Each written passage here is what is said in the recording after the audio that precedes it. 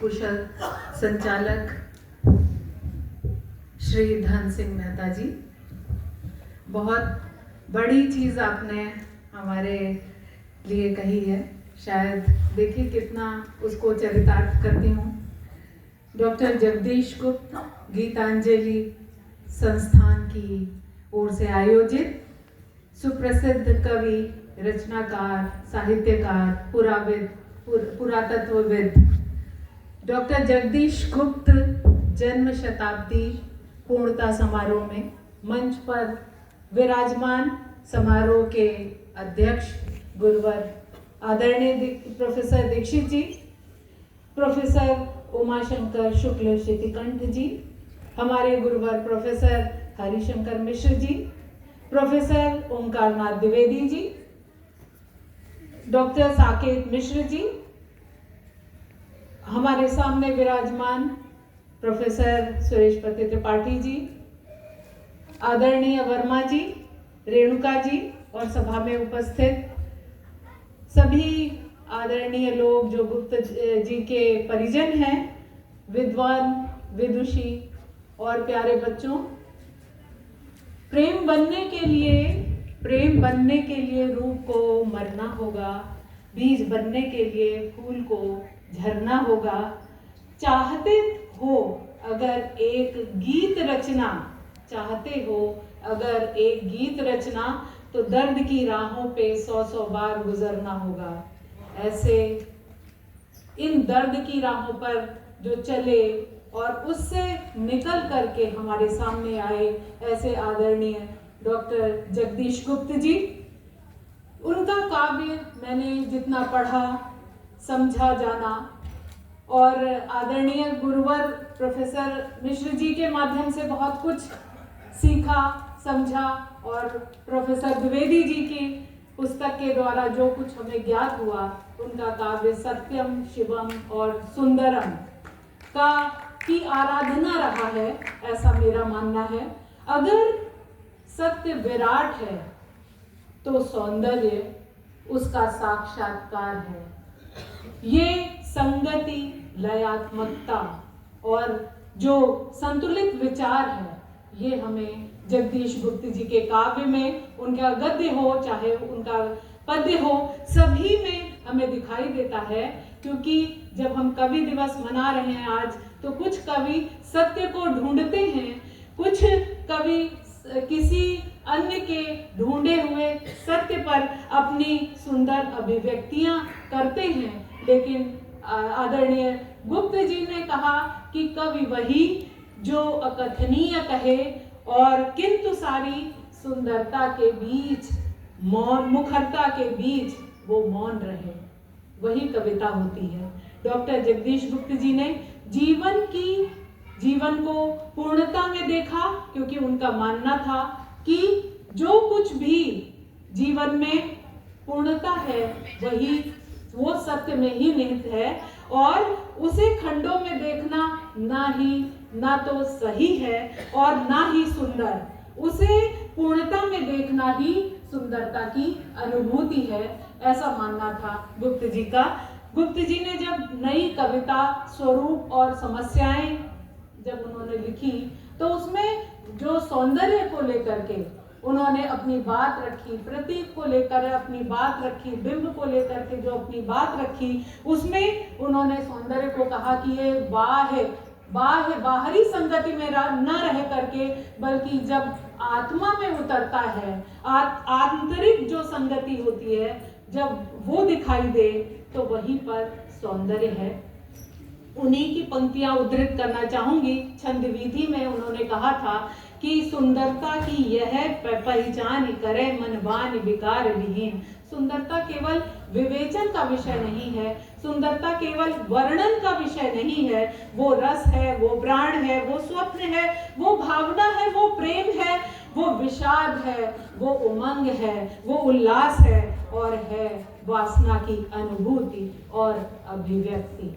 कविता हो या चित्रकला, दोनों में पूर्णता निष्णात और पुरातत्वविद, इतनी सारी कलाएं, इतनी सारी, अगर हम ये कहें कि या तो मुझे महादेवी जी में चित्रकला के प्रति रुझान के साथ साथ उनका काव्य का जो वैभव वहां पर दिखाई देता है, अथवा हमें डॉक्टर जगदीश गुप्त जी में दिखाई देता है, जो चित्रकार होने के साथ साथ एक अच्छे कवि हृदय तो थे ही, साथ ही साथ उनका गद्य भी हमारे सामने आता है, वो भी बहुत महत्वपूर्ण है। तो जो भी जब हम नाव के पाँव में जब हम देखते हैं, उनकी जो कविता है उसमें हम देखते हैं, तो उन्होंने ये लिखा है कि मुझे कविताओं की अपेक्षा चित्रकारी करना ज्यादा रुचता है। तो चाहे उनका काव्य हो, काव्य में चित्र उपस्थित करते चलते हैं और चित्र में पूरा एक काव्य समो जाता है, समाहित हो जाता है, ऐसे उनके चित्र हैं और ऐसा उनका काव्य है। और जब हम बात करते हैं जयंत की, गोपा गौतम की, या बात करते हैं शांता जैसे जो प्रबंध काव्य हैं, जब उनकी बात करते हैं तो वो युगीन संदर्भों के प्रतीक को लेते हुए भी वहां पर वो हमें बिल्कुल नए तरीके के, बिल्कुल हमारे सामने नए संदर्भ उठाते हुए, नए संदर्भों के प्रतीक के रूप में स्वयं को वहां परिभाषित करते हुए वो दिखते हैं, वो प्रतीक नए से जुड़ते हुए नजर आते हैं। क्योंकि विचार जो होता है वो ना तो सिद्धांत है और ना ही वो रूढ़ ही होता है, इसीलिए वो टकराता है नए विचारों से, और नए विचारों से जब वो टकराता है और फिर वो एक नई सर्जना करता है, क्योंकि बिना टकराहट के, बिना संघर्ष के कोई भी रचना नहीं होती है, और तब हमारे सामने एक रचना आती है। और हम ये कहते हैं जब कि विचारों की सीमा नहीं है लेकिन कसौटी है, वो प्रकृति और मानव समाज को कितना समृद्ध कर सकता है, कर पाता है। ये इस प्रकार से हम ये देखते हैं कि जो सौंदर्य है, जो विचार है, वो दोनों ही सत्य की संतति हैं, वो सत्य की संतान हैं और सत्य को ही वो आगे ले जाने का प्रयास करती हैं। जो अगर हम ये कहें कि प्रकृति के जितने भी शाब्दिक प्रस्तुति के प्रतिदर्श हो सकते हैं वो हैं हमारे डॉक्टर जगदीश गुप्त जी। उन्होंने वसुधा के विविध सौंदर्य को, विविध श्रृंगार को, विविध रूपों में, विविध रंगों में, विभिन्न चित्रों के माध्यम से और चित्रात्मक बिंबों के माध्यम से काव्य में, और एक जब वो चित्र रचना करते थे तो उसमें एक काव्य जो रचते थे उसके रूप में हमारे और आपके सामने आता है। ऐसी असीम क्षमता गुप्त जी में हमें निहित दिखाई देती है। वो प्रवृत्तियां तो वो कवि हैं, सर्जक हैं, साहित्यकार हैं, पुरातत्वविद हैं, लेकिन उनका जो चित्रकारी, जो उनका शिल्प पक्ष है वह भी उतना ही मुखर है, वह भी उतना ही हमारे सामने आता है। और एक और ये देखने की बात है, एक और जहां गुप्त जी नई कविता से जुड़ते हैं, जितने भी यहाँ साहित्य के विशेषज्ञ लोग बैठे हुए हैं उनके सामने क्या कहें, लेकिन फिर से वही है कि हम लोग पुनरपि बार बार उसको दोहराते हैं और बार बार उससे सीखते हैं। एक और वो हमें नई कविता के प्रवर्तक के रूप में दिखाई देते हैं, तो दूसरी ओर हमें वो ब्रज भाषा को लेकर के उन्होंने छंद शती या जो ब्रज विधि के माध्यम से वो हमारे सामने आते हैं, मतलब एक और वो परंपरा से आते हैं और दूसरी ओर वो हमें बिल्कुल आधुनिकता के दर्शन कराते हैं। तो ये जो मतलब उन्होंने ये कहा कि हम परंपरा का पुनर्स्मरण करते रहें, इसके माध्यम से भक्तिकालीन काव्य हो, चाहे उनका जो पीएचडी का जो विषय था, उनका शोध प्रबंध था, वह भी ब्रज भाषा को लेकर के ही गुजराती साहित्य में इस तरह का था। और एक विलक्षण मेधा हमारे सामने आती है गुप्त जी के रूप में, वहां खड़ी बोली भी दिखाई देती है और ब्रज भाषा भी, और दोनों में ही वो उतने ही महान, उतने ही अद्भुत, उतने ही बड़े रचनाकार हमें दिखाई देते हैं। स्नेही मंडल से जुड़ना भी उनका, और गुरु डॉक्टर राम शंकर शुक्ल रसाल जी जैसा हो तो क्या ही बात है। तो निखर करके वो हमारे सामने जैसे आते हैं वो उनके क्योंकि पथ प्रदर्शक रहे हैं, और ब्रज भाषा में जितना उनकी गहरी पैठ थी वो शायद छंद शती और ब्रज विधि के माध्यम से हमारे सामने उन्होंने रखने का प्रयास किया। और उनको जैसा कि हमने बताया कि वो चित्रकार हैं, तो चाक्षुष बिंब मतलब जो आंखों के माध्यम से हमारे सामने एक वो रेखाएं खींचते हैं, एक बिंब बनाते हैं, वो बिंब हमें उनकी बहुत सारी कविताओं में मिलता है। सांझ में हम देखना चाहेंगे कि उन्होंने आकाश गंगा और तारापति की तरिणी की गतिशीलता को जब वो व्यक्त करते हैं तो वो कहते हैं, उनकी कविता है, तटहीन व्योम गंगा में तारापति तरिणी तिरती, तारक बुध बुध उठते हैं पतवार किरण की गिरती। यहाँ पर कवि को चित्रकार बनते हुए हम देख सकते हैं। गुप्त जी बहुत सारे, जैसा कि हमने बताया कि पुरातनता को भी लेकर के चलते हैं और अत्यंत नवीनता नई कविता को लेकर के भी वो अपनी बात कहते हैं। तो ये जो अंतर विरोध हम मतलब एकदम से हम कैसे एक ही व्यक्ति परंपरा को भी उतना ही स्थान दे और नवीनता को भी, तो ये जो अंतर विरोधों को समन्वयात्मक रूप से अगर उनको समन्वय करने की बात अगर हमें कहीं दिखाई देती है तो वो जगदीश गुप्त में दिखाई देती है। हमें उसको जरूर पढ़ना चाहिए, जहाँ एक और रामचरितमानस का वो अध्ययन करते हैं और तो दूसरी ओर वो नई कविता पर भी उतने ही प्रखरता से उतने ही उसका संपादन भी करते हैं। फिर तीसरी ओर वो रीतिकाल की श्रृंगारिकता हो या रीतिकाल की मुक्त धारा हो या रीति प्रधान काव्य धारा हो, दोनों में ही उन्होंने अपनी काव्य सर्जना की। मतलब कोई भी युग उनसे उनकी लेखनी से अछूता नहीं रहा। भक्ति काल और ये रीति काल और आधुनिक काल में तो वो थे ही, उसका प्रवर्तन ही कर किया। नई कविता के रूप में हम प्रवर्तक के रूप में हम देखते हैं जो उनकी ये विशेषता। और दूसरा जो नई कविता को उन्होंने पत्रिका के रूप में उन्होंने हमारे सामने दिया, उसका प्रकाशन किया और उसकी पृष्ठभूमि को भी उन्होंने व्याख्यायित किया और अर्थ की लय की स्थापना वो जिस डंके की चोट पर करते हैं वो देखने लायक है।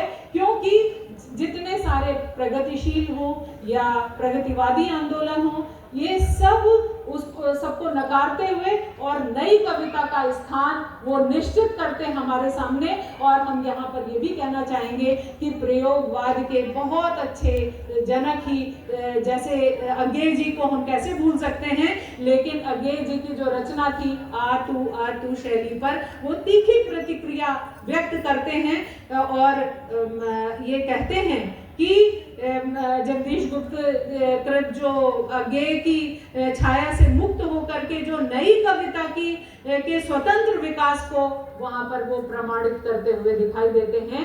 तो प्रयोग की परंपरा से तो मुक्त नहीं हुए, किंतु अज्ञे के अनुकरण से यहाँ पर हम जगदीश गुप्त को मुक्त होते हुए देखते हैं, जो कि एक बहुत बड़ी बात है। क्योंकि उस समय ऐसा नया आंदोलन चलाना हर एक के बस की बात नहीं होती है। उन्हीं के शब्दों को मैं कहना चाहूंगी, नाव के पांव में उन्होंने कहा है, भटकने के लिए भी साहस चाहिए, जो भी नए पथ आज तक खोजे गए भटके हुए इंसान की ही देन है। ये कहना, ये मानना जगदीश गुप्त जी का था। और आज जब हम क्योंकि समय की अपनी विवशता है, समय अधिक हो रहा है, तो जो आज हम वृद्ध विमर्श कर रहे हैं, वृद्ध माँ बाप को हम लोग निष्प्रयोजन समझ करके उनको छोड़ रहे हैं, जो कि भारतीय हमारी संस्कृति नहीं है। लेकिन यहाँ पर डॉक्टर जगदीश गुप्त जी ने जो माँ के प्रति में जो उनकी रचना है, उसमें माँ के प्रति अपनी भावना को, अपने समर्पण को, अपने जो उनकी माँ पूज्य रमा देवी जी थी, उनके प्रति माँ के लिए रचना में उन्होंने जिस तरह से अपने विचारों को, अपनी संवेदना को, अपनी भावुकता को, अपने पुत्र होने को उन्होंने स्पष्ट किया है, वैसा आज तो हमें नहीं दिखाई देता है। उन्हीं की पंक्तियों में ही आप समझ जाएंगे। पर क्या कोई ऐसा भी समय हुआ है जब माँ मेरे साथ नहीं रहेंगी, मेरी स्मृति में भी, मेरी कृति में भी। और जब माँ नहीं रहती हैं तो वो कहते हैं कि माँ कभी तेज चिलचिलाती हुई धूप में किसी छायादार वृक्ष के नीचे बैठकर जब मैं उसकी जड़ों की ओर ध्यान से देखता हूँ तो मुझे उसमें समाई हुई वह छाया याद आती है जिसे मैं माँ कह सकता हूँ। और माँ का जन्म संक्रांति को हुआ था। 1 वर्ष के बाद जब संक्रांति आई तो माँ की विरह में वो विह्वल हो उठे और वो कह उठे, माँ मैं कैसे कहूँ कि मैं उन्हें बचा नहीं सका। कैंसर से जूझ रही थी। राम नामी चादर गंगा जल बनकर लहराने लगी है मेरे भीतर, चादर पर पड़े पान फूल हरकत करने लगे हैं। मैं उनकी सजीवता को फिर से पकड़ लेना चाहता हूँ, लहरों के भीतर समाकर। यही होगा मेरा स्नान, मेरा माघ और मेरी संक्रांति।